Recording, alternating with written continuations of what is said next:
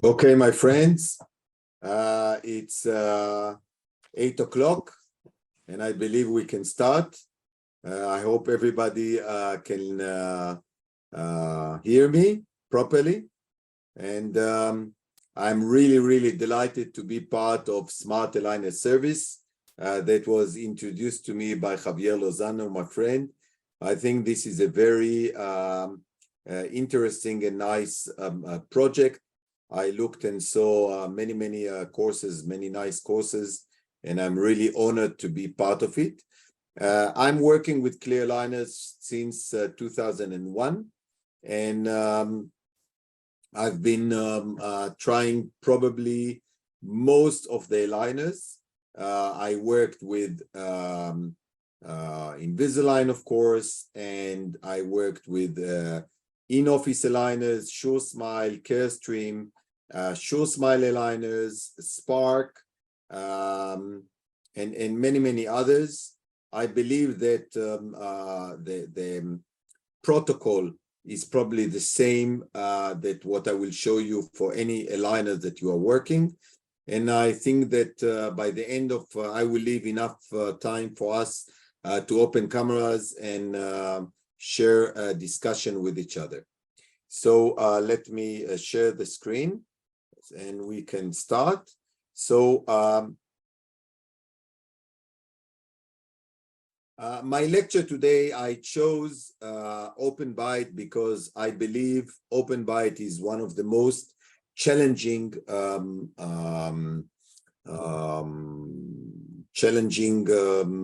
malocclusion that I saw. I believe that many of you have relapse in your cases, and you ask yourself what you should do with these cases.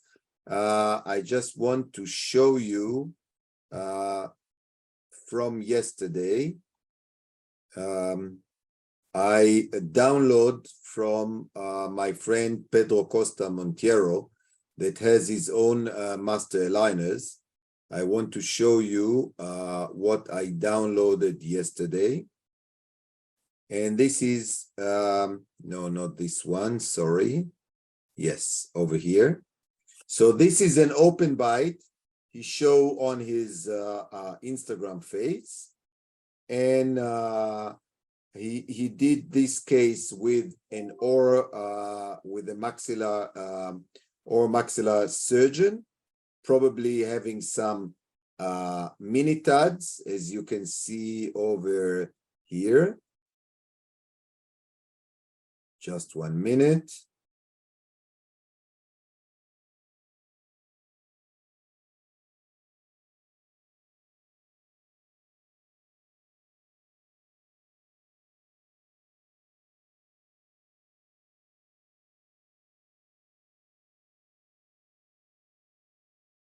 I want to show you the, yes. So here they used some mini implants in order to close this Open Byte. Never mind, let's skip it because I want to continue with my topic. So anyway, I believe that what I will show you today, without using any mini implants, which I seldom use in my cases, I want to show you how I close the gap and what is the protocol I'm using with my clear aligners. And I'm sure this will give you a lot of tips to your work in your office. So for those who do not know me, I edited already 5 books in dentistry, 4 of them published by Quintessence Publishing. Now I'm about to have my 6th book, which I hope will be published by the end of this year. I'm part of the European Academy of Aesthetic Dentistry. I'm a Diamond 2 Invisalign provider since 2021. This is my office. I don't have a big office. I believe in one-on-one treatment. So I have 2 rooms, 1 main room and 1 additional room for hygienist and attachments and debonding. This is my family. I have 4 kids and 1 wife still. And I will present for you many cases. You can see some of them over here. Please, please, hello, hello, please unmute yourself. Thank you. So you will see different malocclusion over here, and you can see that all of them had previous orthodontic treatment. They came to me and all of them had previous orthodontic treatment. And this is how they come to my office, all of them adults with a different type of open bite and overjet. All of them have something very in common, and we will discuss. All of them look today very, very, very nice, which I will show you later. So I think first of all, we have to understand why all these cases that I show have relapse. And let's see what are the reasons for the open bite. So each one of them had fixed retainer, as you can see here, and you can see the open bite. You can see here, and you can see the retainer, and even some things that the orthodontist put for him in order to control the tongue. You can see this case. Look what happened when you put a fixed retainer, all the other arch collapse. And this is very typical. We will discuss it today. That's another case. I treated him some 15 or even more years ago. And this is how he came to me at the age of 29. We will discuss this case, of course, later on. There are many, many articles about open bite, about the etiology of open bite. If you want, you can write me after the lecture. I will send you these articles, or you can just scan the QR code and open them in PubMed and read the abstract or look for the full article. These are the main significant open bite reasons. One of them, of course, is the tongue and lip behavior. The second is nasal airway obstruction. They are both connected to each other very much. The posture, we will discuss it, and the posterior discrepancy. Some habits like thumb and finger sucking.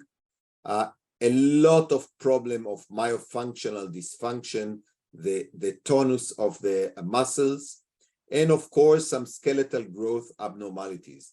I can tell you that 90% of the cases I treat with open bite problem do not have a big skeletal growth. I did not do any surgery for any of my open bite. I did not use any mini tuds. I did it in a very conservative way. So what are the characteristics of an open bite? This is very important because when we go for the treatment plan, it's very important to understand the characteristic of an open bite. So the first one, of course, the open bite. You can see sometimes it's only in the front area. Many times it starts from the first molar until the first molar on the other side. Both upper and lower arches are very narrow. And this is very important. And narrow doesn't mean that you need a full expansion of the arch. You mainly need a change of the torque of the premolar and the molar, and of course the cuspid as well. There is a big anterior crowding. We will discuss it later. Posterior crowding is very, very typical when we have fixed retainer in the front, because when you have fixed retainer in the front, you have a collapse in the posterior area with a big crowding. We have a very enlarged overjet. We will discuss exactly why does it happen. We see many times gummy smile. This is something we will also discuss, why we have gummy smile. Can we correct it during the treatment? And of course, we have a posterior lingual crown torque as we discussed, all the torque of the posterior teeth is very lingually. I think the most beautiful thing about working with clear aligners is that we have AI to help us. AI is actually intelligent agent that collect all the data and give us some tools to and suggestion how we should plan our treatment and what is the best way we should do in order to solve the problem. And this is what clear aligner today provide us. Now, when we talk about the treatment plan, let's go, I believe in showing cases and discuss them. So let's see, for example, the first case, I treated her when she was 15 years old. Now she is 21 and she has a relapse of open bite. And this is mainly, and we will discuss a lot about retention, this is mainly because she refused to understand that the retention phase should be for life. And we will discuss how I do my retention and why I don't have relapse anymore, which unfortunately I had in this case because the patient refused to wear the aligners properly. So you can see here many characteristics of what we discussed, not dramatic, a little bit lingual root torque of the premolar and the cuspid, a little open bite, which many times is asymmetric, meaning that she's pushing her tongue more to the right than to the left. And this is why we have this small open bite on the right side of the face, as you can see here. She still has fixed retainer. And this is, I think, very important for you to explain your patients that even when they have fixed retainer, and even if I would push this tooth number 11 that went a little bit outside because of the force of the tongue, I will still have here open bite and some curve here, which the tongue cause a curve in a negative curve of C, as you can see in the lower, in the upper arch. So let's see the plan.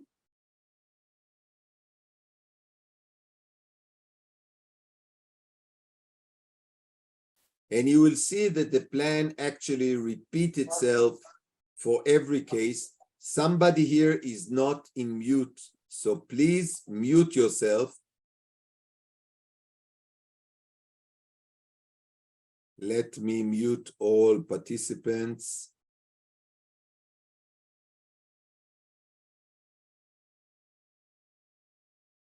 All right, I don't know how to do it here. Anyway, so let's see first the initial setup.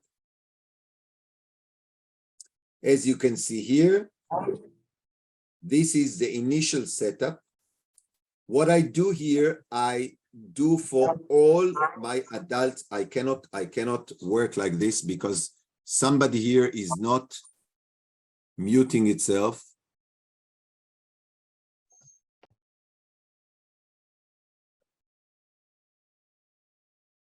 I have to look how to do it.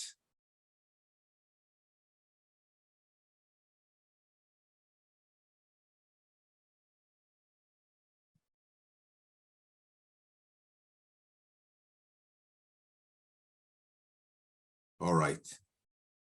I muted all. Sorry about it. Now it will be better. Okay. So all my plan is the same for all my open bite case. The reason that I put all the attachments on the palatal side, it started from aesthetics, because as you can see here, I have attachments in the posterior area on the buccal side. I have attachments on the lower arch on the buccal, and I have here attachments all over on the palatal side. But it started from aesthetic, and now it's no longer for aesthetic. I believe that what I gain with this setup of attachments is that, first of all, patients do not feel comfortable with attachments. So they wear the aligners most of the day, because without the aligner, they feel uncomfortable from the attachment. And second, I use these attachments later on for retention, and as you will see, and you get a very, very good extrusion with these attachments. Now, this was the initial setup. As you can see here, let's look at my instructions. That's the first setup that I get. I wrote to the technician, place vertical palatal attachments on teeth 15, 14, 15 until 25. No buccal attachments on these teeth. Then we move to the second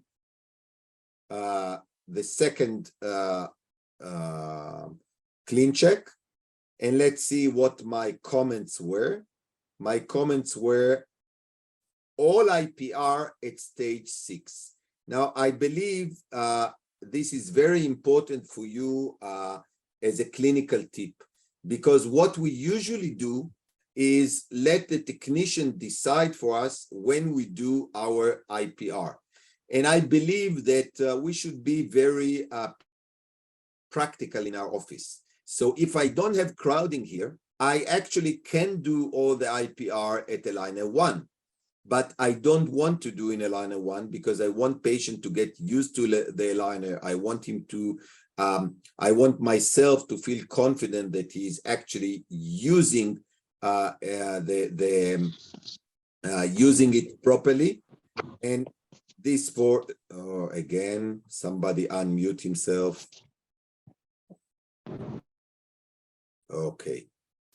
So, and this is why, as you will see, I try to do all my IPR, I try to do in a certain stages that I can, if this, for example, is done at aligner 6, it means that I can give patient 5 aligners, invite him to do all the IPR at one time, and give him another set of 8 or 10 aligners. Now, as you can see here, I got another clean check, but the final clean check that was approved, as you will see here, is I don't like the fact that the second clean check had only 12 aligners, sorry. So I asked, please divide it to 20 aligners, as you can see here. Now, this to me is very important. I believe in small steps. I don't like to have, too aggressive movements in one aligner. So usually, less than 20 aligners to me is too fast. 20 aligners is only 4 months, so 4.5. So I believe in getting between 16 to 20. This is a minimum, even if the case is easy. So this was a final plan. You can see that all IPR was done at aligner 6. You can see that I also included here some optimized expansion support attachments. This is, of course, you cannot place on the palatal side, you cannot place an optimized attachments. This is an advantage and disadvantage, of course, because the optimized has a lot of advantages. I'm sure that by now, if you attend the Smart Aligner Service webinars, you already know what is optimized. You can see here, this is a special attachment that was developed just, I think, around 6-7 months ago in order to help in the expansion. You can see over here a lot of optimized attachments. This is for a rotation. This is for root control. This is for expansion. So I believe in always let the system suggest attachments for me. And if I change it, I try to look at the attachments, understand what type of movement these attachments what's supposed to do, and then decide if I want to change it or not. I will show you, for example, many cases where I change this attachment on the molar to a more conventional horizontal 4 or even 5 millimeter in order to have a much better control on the molar and not to have this small attachment that may be very nice but tend many times to abrade and change itself. So this is the plan. You can see what we do here is mainly a little bit expansion, torque change. We didn't need a lot. You can see in the front area that we get this a little bit palatal movement of tooth 11. And of course, what we get here is more extrusion in mainly on the right side, both upper and lower. Okay, here I didn't add attachments here because when you do here IPR and you retract the teeth become higher. If you procline the teeth, they become shorter. So here I didn't need to put any attachments because we move the teeth actually from here inside. And when you put them inside, they will be like in a way extruding, as you can see here. You can do the superimposition and you can see this small extrusion we had here for the lower teeth. So, and this is an easy case. And let's now close this screen and let's go back to the presentation. And as you can see here, let's go back over here. So this was a very easy case, 20 aligners, and here she is without any need for refinement. Everything is very nice. You can see the buccal attachments on the lower. You can see how the aligner fit. We can discuss later on about tips, what to do if it doesn't fit, what to do if we don't have the extrusion. And you can see here all the attachments. And here she is at the retention phase. So you can see what we did here. I leave the front palatal attachments. I leave them for years. I don't take them off. So the upper retainer actually grab these attachments and do not let the teeth go up. I will show you what I also do for the tongue, but this will come later in our webinar. And in the lower, I do a fixed retainer, and I give her also a vacuum retainer to wear at night that fit this fixed retainer. So no fixed retainer in the upper, fixed retainer in the lower, and this is my retention. And let's go to the second case. This case is very interesting because he was treated 2 times by same orthodontist, a specialist in Israel, a very good orthodontist. I believe that he did everything he could. And after 2 treatments, he told him, and this is the way he came after 1 year of second treatment, he told him, you need to do surgery because there is no way I can close it on the 3rd time. And if you look at the characteristic, and you will see it case by case by case, you see the same characteristic. You see that he has a constricted upper arch. And when you constrict the upper arch, all the front come forward. And this is what happened here. Even that the patient had these tongue cribs in order to avoid his tongue thrust, there is no understanding that all the shape of the upper arch cause the open bite and the protrusion. So we have to change the shape of the upper arch. As you can see here, the upper arch, it doesn't look so constricted, but it's the torque of the teeth is not properly done. Now, I do a lot of simulation because when a patient comes to you like this, you want to really explain him, and in this case, his parents, why I am better than any other orthodontist that he went, why he doesn't need to do surgery. So we use our simulation tools. In this case, I use my iTero in order to do simulation. And the simulation is not only for marketing. The simulation is actually to educate the patient why you choose a specific treatment plan. It helps us to do a chairside planning, as I will show you. It helps us to check alternative options. Do we need here extraction? Do we need surgery?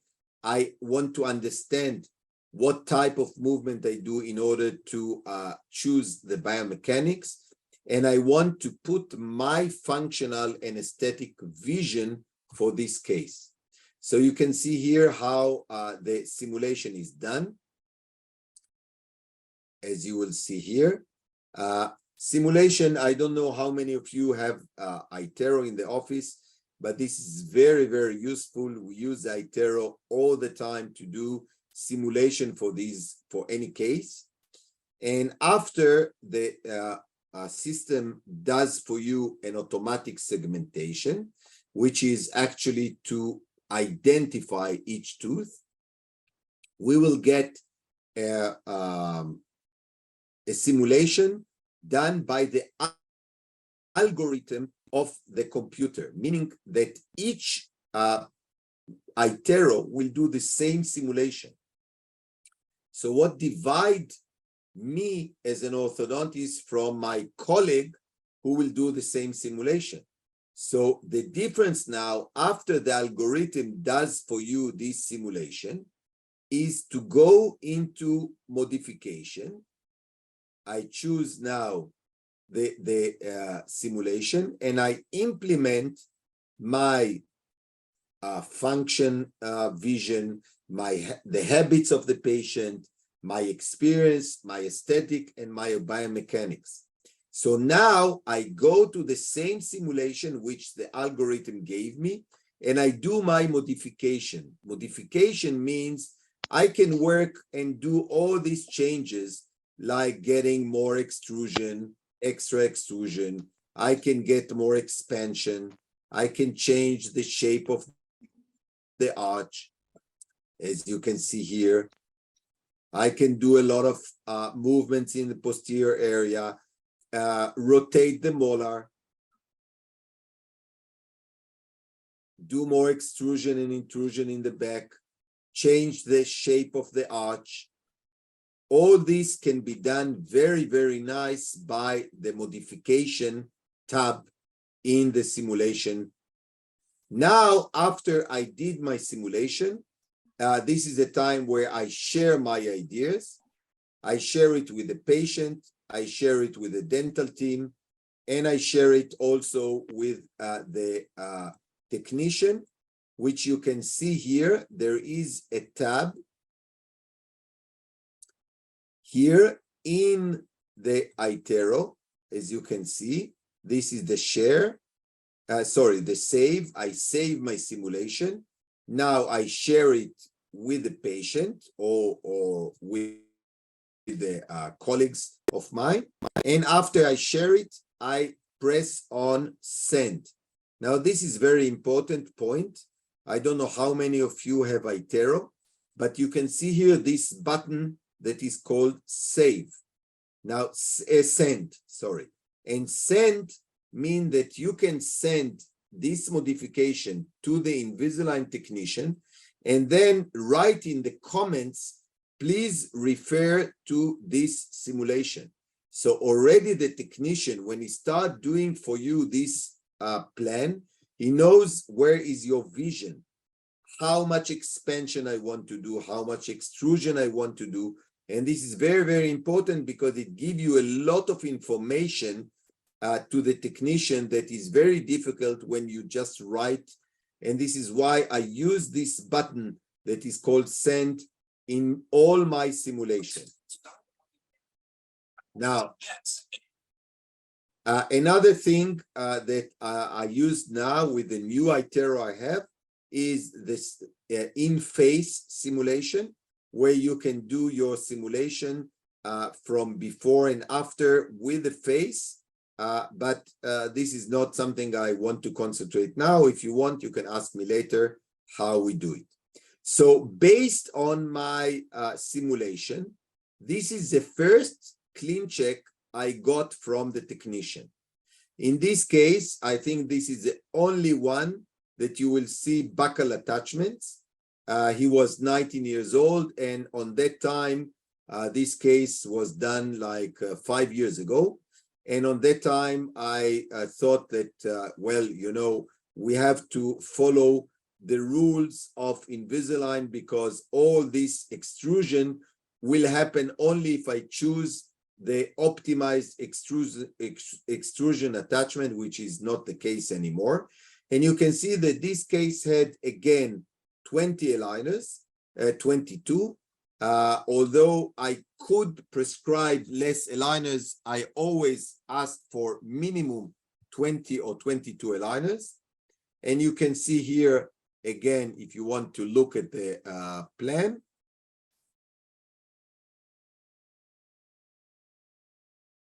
let's open the plan.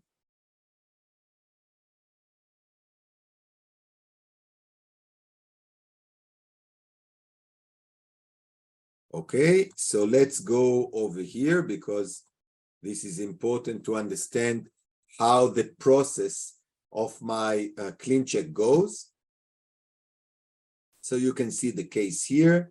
You can look at the attachments. This is the attachments I got in my first clean check. And then I ask for this here. I didn't ask for any comments that I wrote to the technician because I already sent my simulation, and this is how he designed the first clean check. And then I put some, you can see here, I changed many of the optimized attachments over here.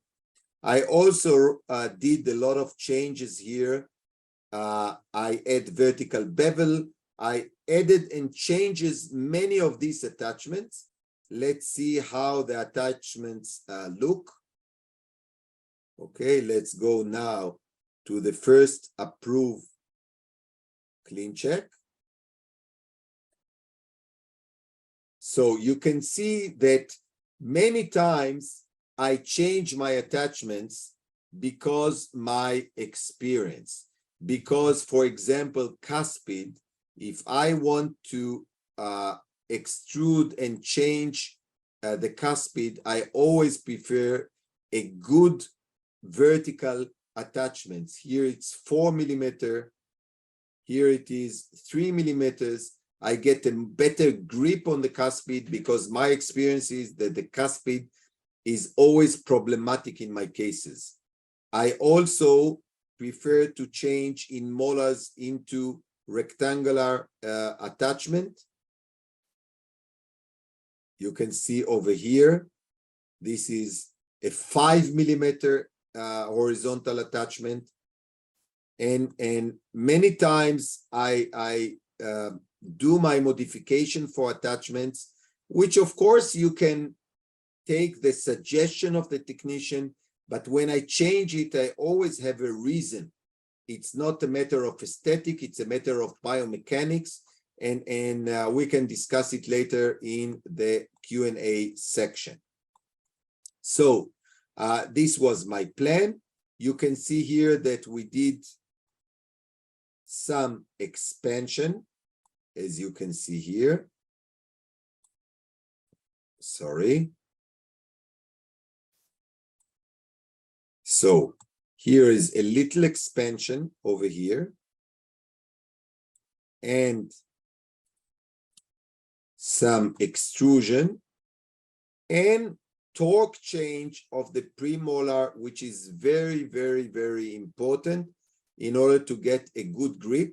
You can see that here I had a power ridge in the beginning, and we added here this attachment in order to get more extrusion of tooth number 22.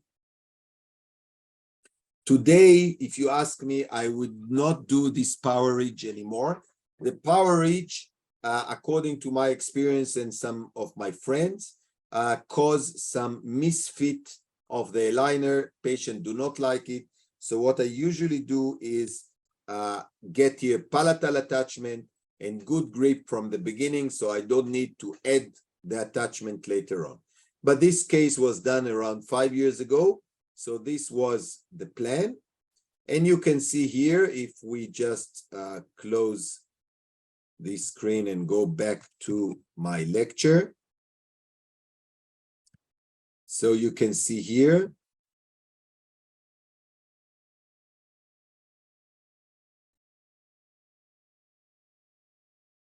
I think this is also important slide. When you look at all the attachments, it is very important to understand what happened in biomechanics. Our plan here is to expand and to do extrusion.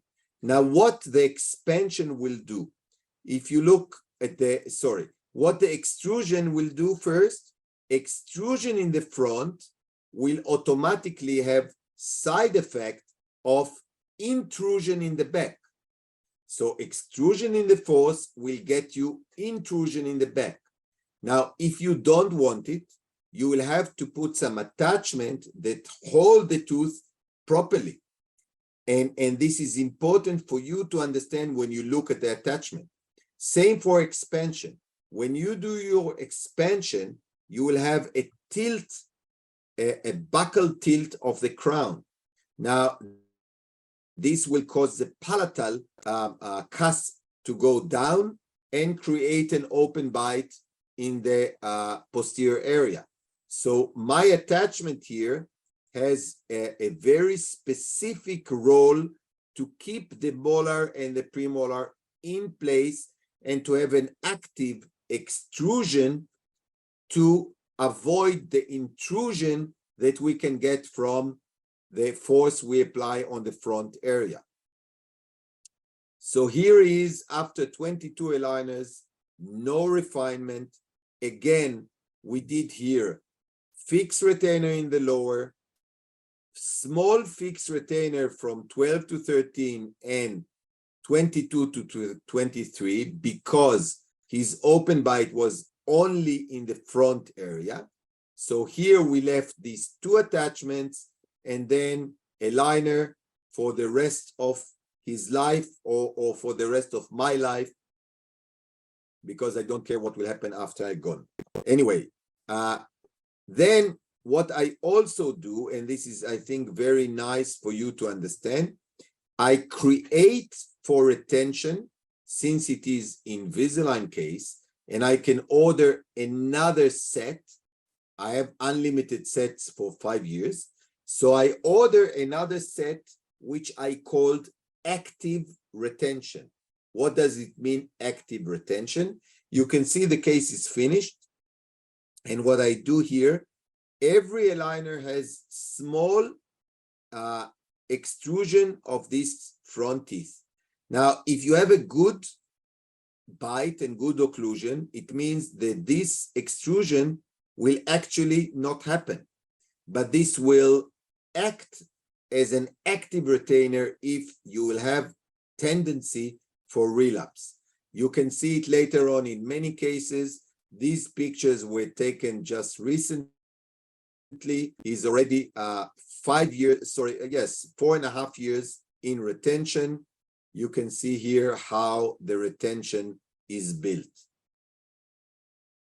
Active treatment time was 22 weeks, which is really, really very fast, and patient is extremely happy and everything is stable.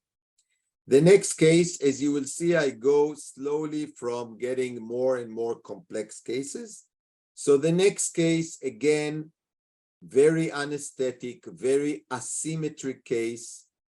The open bite, and this is very important for you to understand when you do your planning, to look at the characteristic of this case. You can see that the asymmetry is more on the right side, and these teeth are pushed out and up, out and up. So, and we have here this black triangle here. You should really understand if you want to close it, if you want to upright the roots here, if you want to do IPR. I put all this in the basket before I do my instruction. You can see down here what happened to the cuspid. The cuspid, the lower cuspid just collapsed, and you can see why. You can see in this picture that the upper cuspid is actually pushing the lower one inside. And here on the other side, we have a cross bite between tooth number 23 and tooth number 34. And of course, the open bite. So let's look at the plan.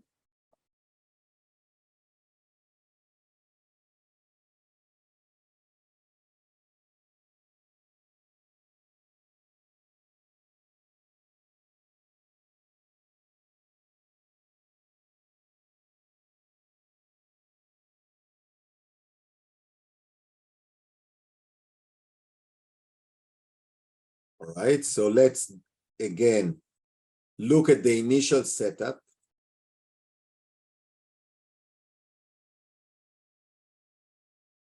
Now you can see that already, you know, when I do my setup, you can see the instruction, okay? In this case, I chose horizontal attachments and not vertical. We can discuss it in the discussion at the end of my lecture. I don't see a lot of difference between horizontal palatal attachments and vertical. The vertical have more control on the tipping, and the horizontal have good control on the extrusion. Also, the horizontal are sometimes better when you have some interference, especially in the cuspids, in the occlusion. But in this case, I chose horizontal. You can see here horizontal attachments, placed vertical palatal attachments on teeth 14 and 15 and 24 and 25. You can see that many times technicians do not read your instruction properly. You will see later on that I change it. And I ask for horizontal bevel attachments on 47, 47 and 37. And I ask for this cut for elastics. I do it in all cases where I do expansion. I do a cut on the palatal side of the upper molar and on the buccal side of the lower molar. Sometimes I do it on the 7, sometimes on the 6. I want to have a button here and a button here and cross elastic to help the expansion. I will discuss it in a few minutes. So this was the initial setup. Then I changed the setup. I made some more instructions over here. And finally, yes, this was the clean check that was approved. And you can see what we plan here. Look at the expansion. Now, look at the shape of this arch. I want to tell you this shape doesn't look really natural shape. It's like more ovoid, and we can discuss if this shape of the arch actually caused some fenestration I did a lot of CBCT to my patient, and I didn't see any loss of bone support for these teeth. But look what happened when you change this shape.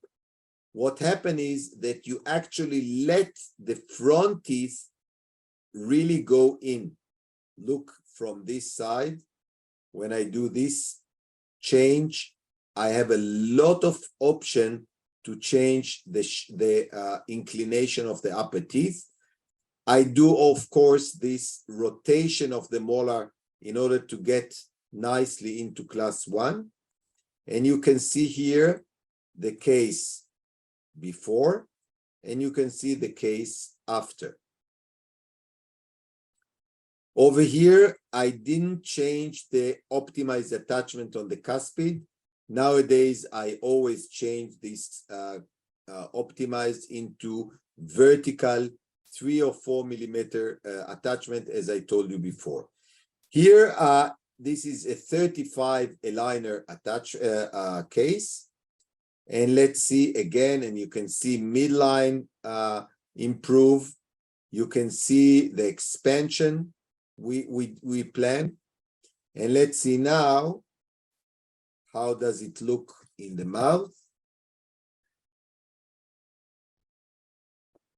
So here he is now. Okay, so this case is after 35 aligners.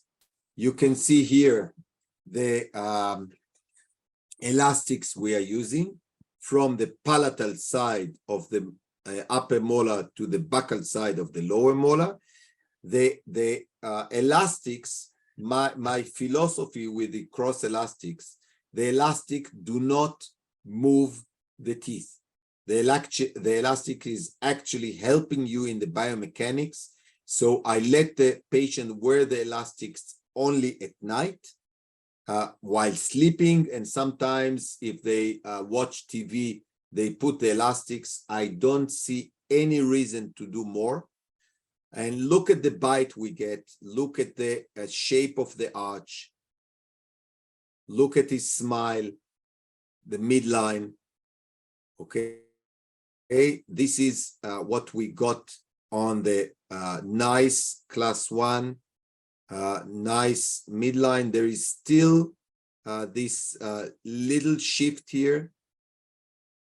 And this is for retention. Again, what I do for retention, I leave all these palatal attachments. I create a liner that actually grab this attachment. I do a lower fixed retainer. And this case is already stable.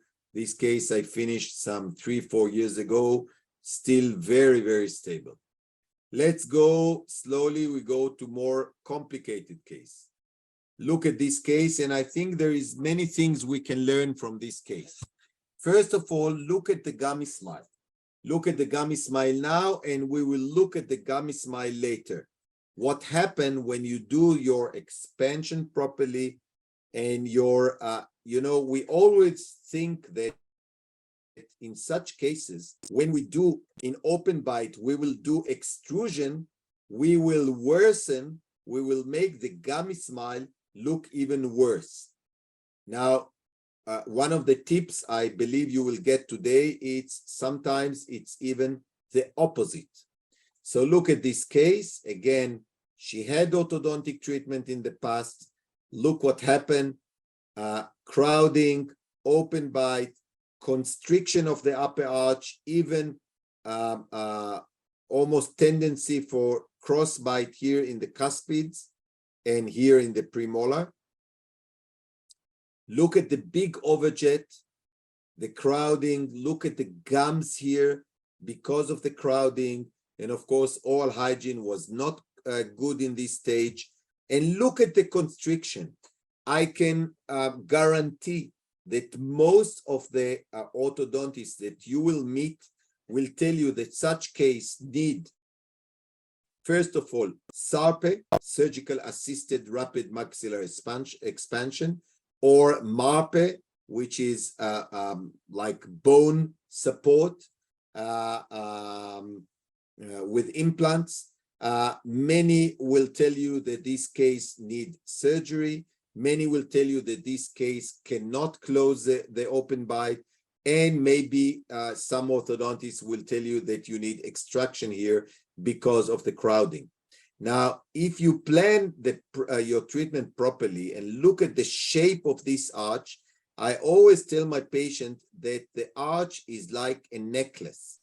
If the necklace is closed, then it goes down. If the necklace is open, it goes up. And this is exactly what we plan here. So let's look at the plan for this case. And let's go directly to the approved clean check,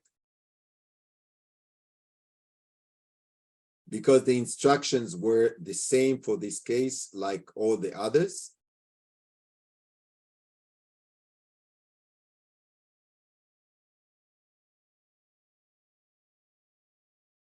Okay, so let's go here for the approved clean check.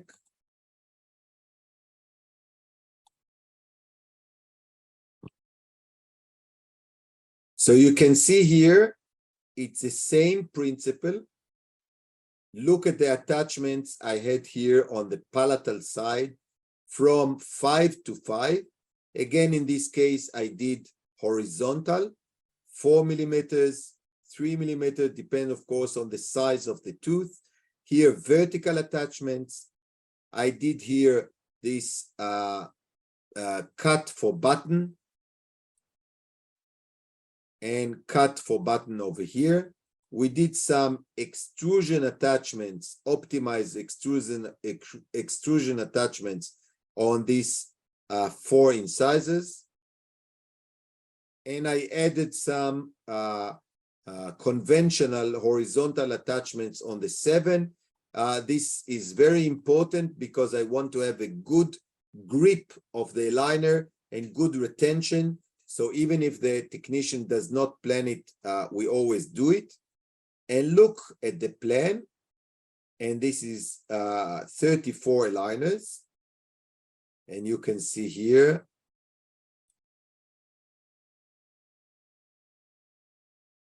Look at the slow expansion and extrusion. Again, let's look from here. Look at the change of the shape of the arch.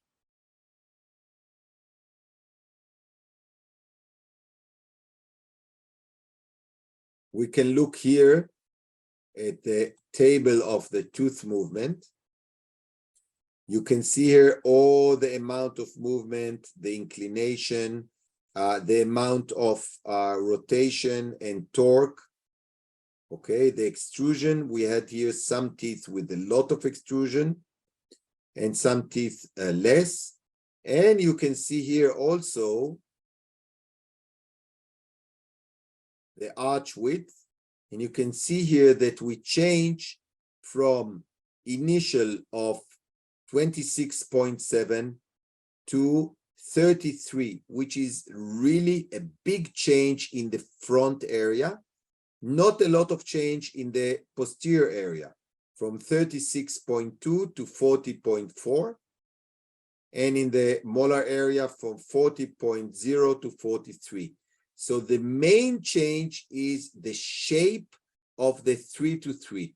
I know when I was in postgraduate program in orthodontics, they told us you never change the width of cuspid to cuspid. I don't believe in it. I have cases which I have in retention for 20 years where I change the cuspid to cuspid and have a very good bite and occlusion and function and retention.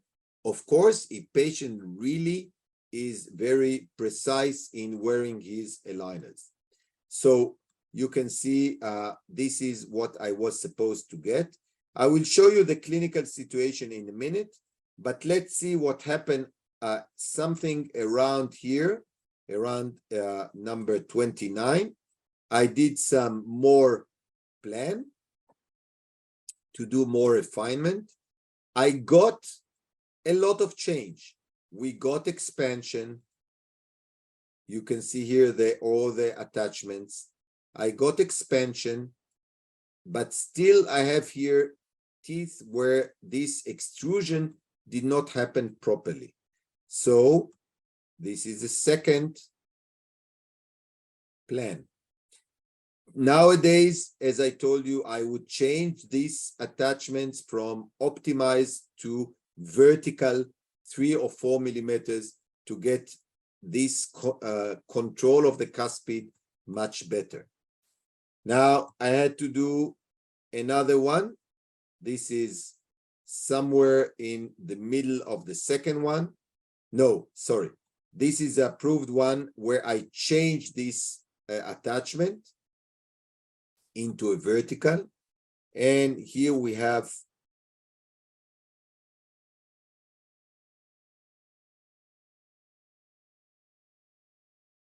meaning I had here around 3-4 sets. This is a very difficult case. And this is close to finishing of the case, another 10 aligners. I added some optimized root control attachments over here, even that I took off the palatal. I wanted to have a good control from the front, which we can discuss later. I left all this palatal. And let's look now how the case looked in the mouse. So here she is during treatment. So as I told you, I had here 4 sets. I didn't finish all the sets because I wanted to have good control. So this is the second set. This is the third one, which I changed. This is the fourth one. First, second, third, and fourth. And look at the change we got. This is before, this is after. This is after. Look at the midline. Look at the occlusion we had here. She had some problem here with this tooth, but she's now taking care of it. Look at the class 1. And look at the smile. Now, of course, she still has gummy smile because this is her structure, but the gummy smile looks even more natural and more nice than it is here. I will show you in a minute another case where the gummy smile actually disappeared completely. That's another case. I want to get you into the discussion part, so I will move a little faster. You can see here the tongue. You can see here the overjet. You can see the constriction of the upper and lower. And you can see that the plan, if we go here to the plan,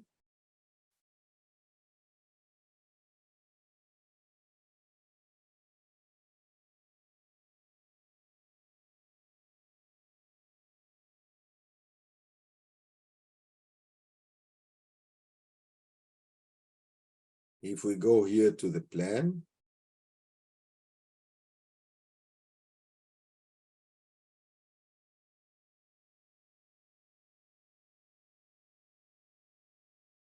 this is how she started.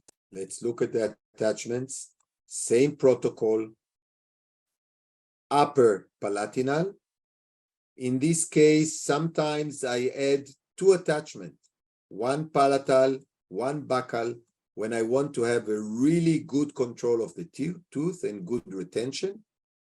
This is the lower. And you can see the change of the shape of the arch. I do it in all my cases. This is the shape that I want to have. Again. By the way, in this case, she didn't have the cross elastics at all. And still, we got, as you will see, a very, very good result. So let's look here in this case over here. So this is how she looked 5 months later, 23 aligners. I, of course, continue and did a lot of small changes here, but this is how she looked after 23 aligners, meaning around 5 months. Now, I use a lot the virtual care. All my patients, all of them.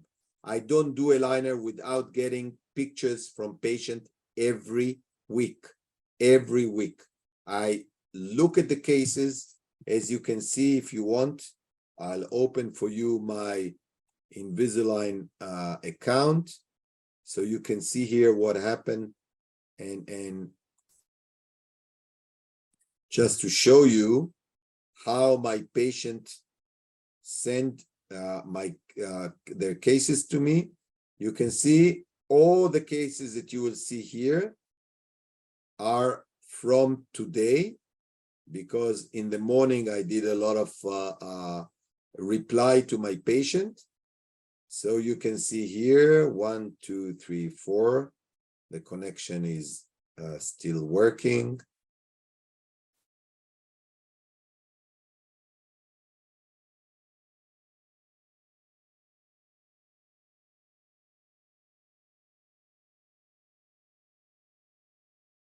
One minute.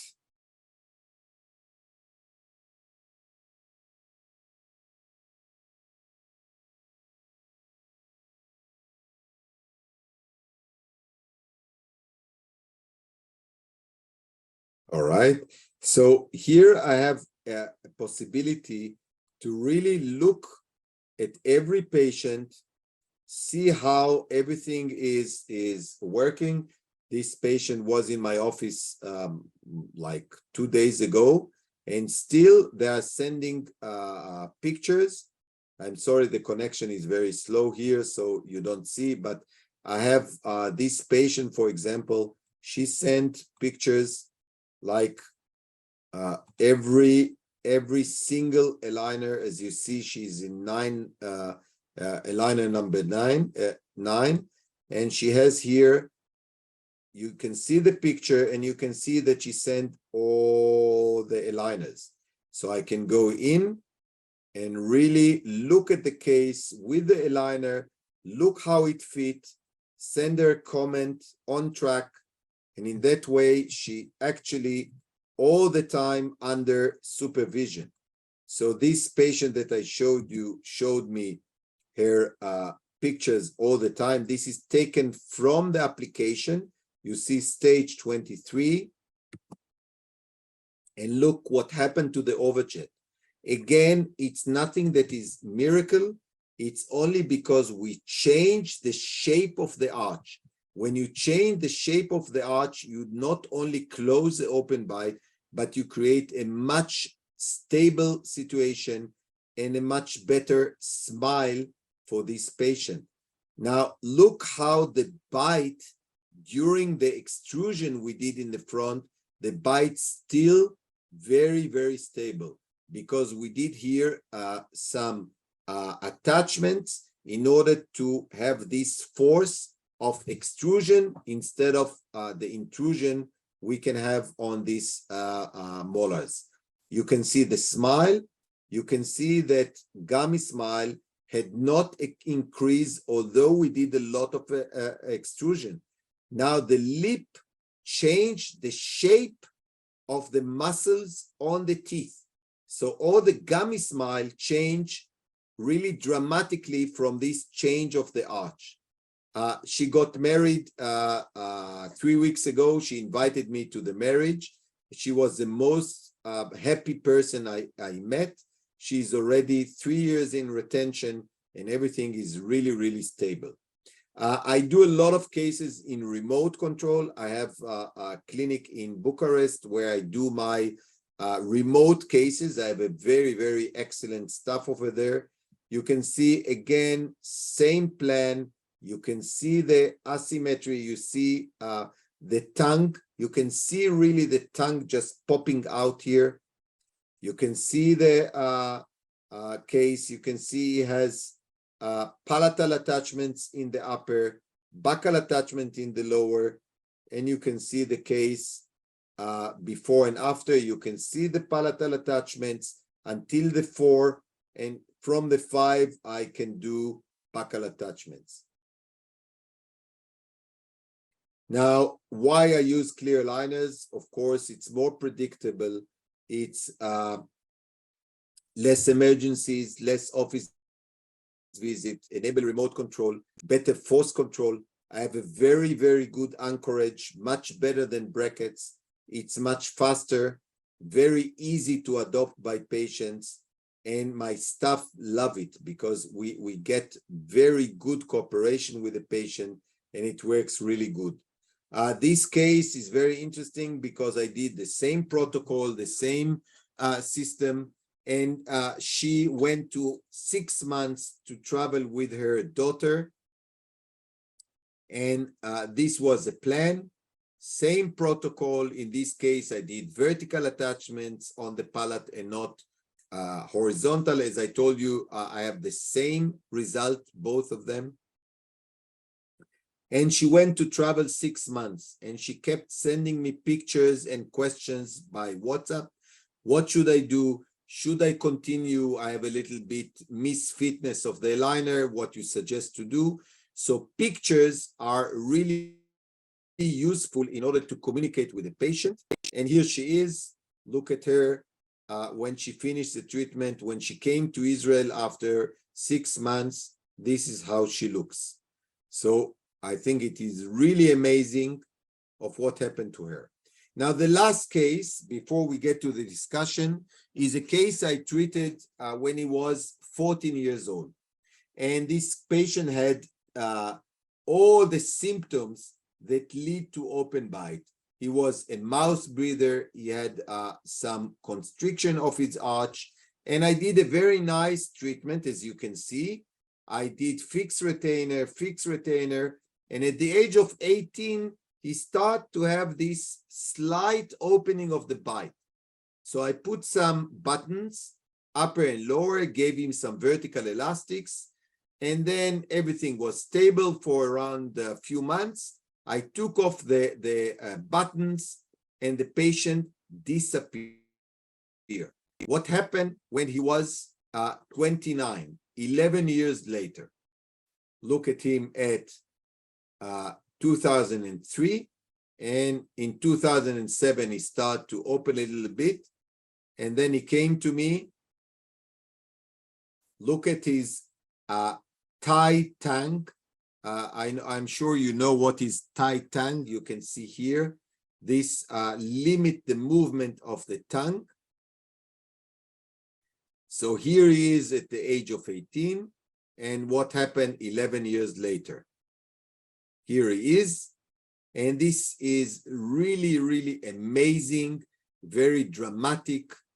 Look at his bite, look at the constriction, look at the crowding. The crowding is really, very, very dramatic. The open bite. Look at the fixed retainer I did for him 15 years before, at the age of 14. Now he's 29. Look what happened to the premolar. One collapse inside, one collapse out. Look at the shape of the arch. And the second problem in this case, that this patient lives in Berlin and I live in Tel Aviv. He does not live in Israel. But because we have this ability to understand the problem, to plan it properly, I felt very confident to do this treatment in remote. So you can see here, first of all, I eliminate the etiology, meaning I send him to do a surgery for the tongue, to release the tongue. I gave a lot of exercise that he did at home. I gave froggy mouth. This is a special device I use a lot in order to avoid the tongue thrust and teach the lips how to behave. I really recommend you to look in my YouTube channel about the froggy mouth. This is something I really, really like in all my open bite case. And the plan was expand the arches, which is actually putting them back where they were at the age of 14. So when I talk about expansion, and many people will tell you, yes, you need now to do surgery or SARPE, I tell you, no, we need now to take the arch to where she should be and where she was. I want to extrude the anterior and design the smile arc, and I want to intrude the posterior a little bit in this case in order to have a good bite at the end. Of course, I have to planche my anchorage and especially the staging. The staging means which teeth will move first and which will move later. And of course, this is again for a topic for a full lecture to discuss the staging. I usually, nowadays, I used to modify the staging a lot, but nowadays I don't do it anymore because I believe that the data of Invisalign is very, very good and very have a very good control of staging, except of course distalization and other cases where we can discuss where I change my staging. But in this case, I didn't even touch the staging. And you can see here, again, the same protocol. Everything in palate from 5 to 5, cut for button on the 6, attachments on buccal of the lower teeth. Here I had both attachments and cut for button, attachment and cut for button in order to have a good control of the molar. And you can see here what we plan. Now, this case had around 4 sets, mainly because he's not in Israel, and I had to, every time that he visits the country, I had to see what really worked and what didn't work. But this was a plan, which of course is very, very pretentious, to take him from here to here. Look how much expansion, proclination we did here for the lower teeth, and how much extrusion. And let's see him, what happened to him. So you can see here the case now.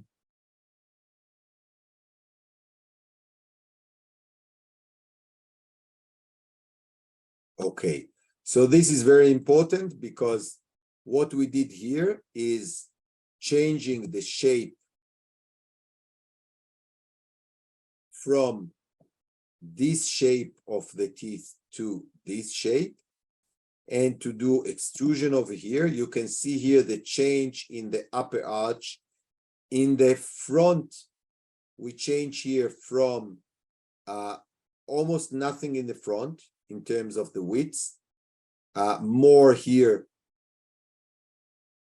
Sorry, I don't think this is the right table here.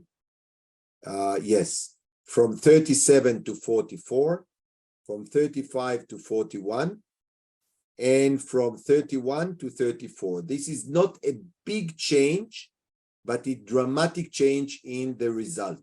You can see that we plan here that overjet will go from 6.1 to 2.9, and overbite from minus 6.8 to 2.2 plus. You can see his elastics, and you can see all the picture that he sent me. Okay, every aligner, because he's in Berlin, I got every aligner. And you can see here, I had 4 sets. This was set number 1.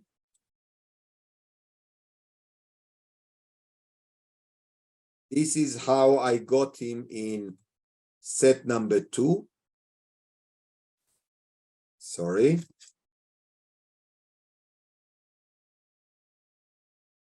So this is set number 2. Again, the same principle. I added 1 attachment over here. Then this was set number 3. Every time he improved slowly. I actually did not change anything from my plan between one set to another. He just, because it's a remote patient and he didn't wear it all the time as he should. And you can see him. Now, this was taken in 2022. Look at him. This is before, this is today, this is before, this is today, this is before, this is today. Look at the shape of the arch. This is not a dramatic change, but very important to get the good occlusion. Look at the lower arch, how we solve the crowding. Nice class 1, both sides. We level the curve of SPI, both upper and lower. You see that he has some attrition in the incisor edges. And this is, I think, very dramatic picture, because you can see what happened to the gummy smile. It's actually because we changed the shape of the arch, all the shape of the lip change, all the strengths of the muscle change. So in summary, we discussed all these patients. This was before, and this is after. And I hope that you got enough information about how I see all the topic of OpenBite. And you are mostly invited now to open your cameras, to open your microphone and ask questions.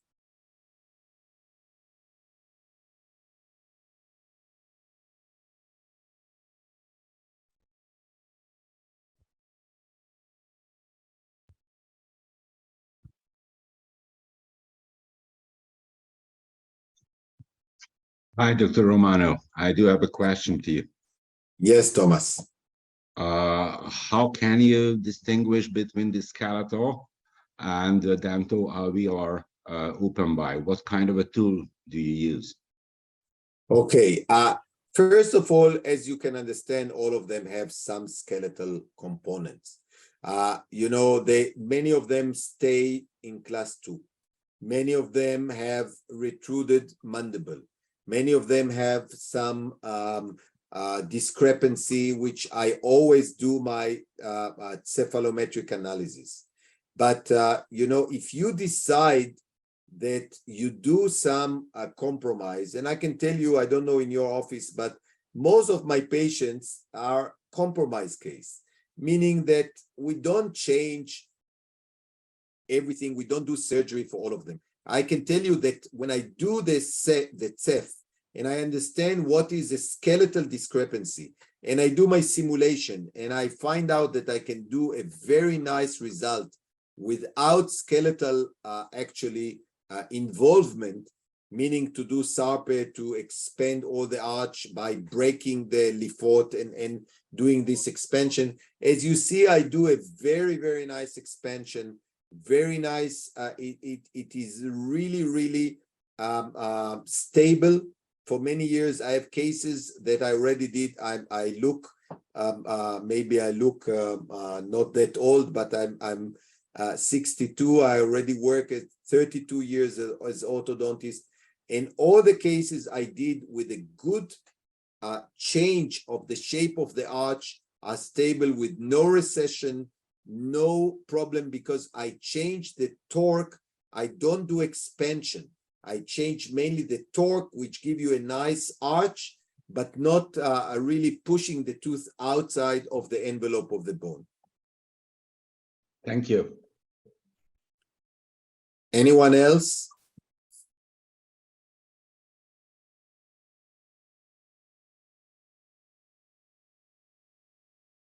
Feel free to ask whatever you want. We are here, small group. And I would love to share with you, maybe you have other suggestion or thing that you do that you want to share with everyone.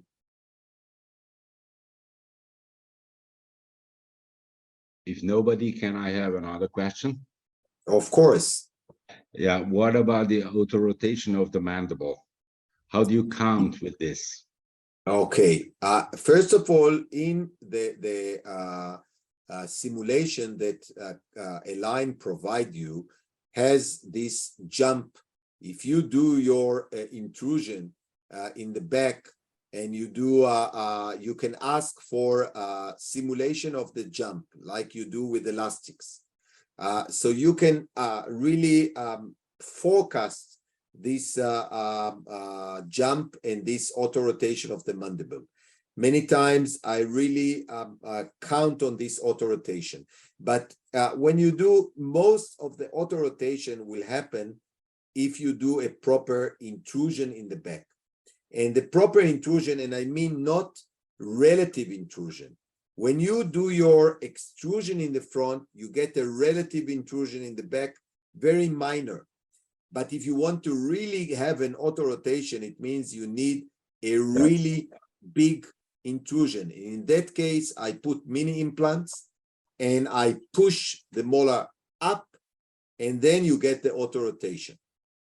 Okay, and what kind of instruction do you give to the technician to simulate this auto rotation? Because normally it is upwards or forwards, and the auto rotation has a curve. Of course, I tell you that their simulation, the Align simulation for the auto rotation, is not really accurate. What I try to tell the technician, please show me the best occlusion you can get from the auto rotation, and in that way I can see all the interference I will get from this auto rotation, so I understand better what type of movements I need to add if I want to make sure that this auto rotation will actually happen. So the technician should know what does it mean auto rotation, and they do have a protocol for this? Yes. Okay, thank you. Okay, so if you don't have any more questions, what I suggest is, first of all, let me share with you again the screen.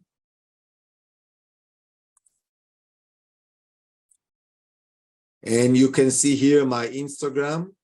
It's Dr. Rafi Romano. You can look either in Instagram and send me messages, or in YouTube, or in my website, and feel free to write me and ask questions and become friends, because we are all one community. And I really hope that you had enough tips and enough, let me see, wait, we have something in the chat here. Do you recommend lingual frenulum cut, blonde female patient? Why it is important that she's blonde, I don't know. But I do recommend some cut of the lingual frenum if there is really a tight tongue. Yes, somebody answer. Yes, Thomas, you answer already. Yes. And I thank you also for those who do not want. Why do you not use attachments for extrusion on frontal teeth? I think I really explained it during the lecture. And yes, and Thomas, also you asked why lingual attachment. I believe that, I started with the lingual attachments because of aesthetic. And nowadays, I use these lingual attachments in all my open bite cases because I feel they give better mechanics, better grip of the aligner, and more stability for the movement. So I don't, I'm sorry about Align protocol, which I think is very good, but I started from aesthetic. I also learned from Miliori and from others of the speakers that they do the same. they move everything in the upper to the palatal, especially in open bite. I do it also in other cases, but I believe this is very, very useful, and patient is very, very cooperative with them, and I get a really good result. Okay, so I don't see any, or thank you. I thank you also. And if you will have more questions, I'm here for you. And I hope to see you in other webinars as well. So good night to everyone, and see you all soon. Bye-bye.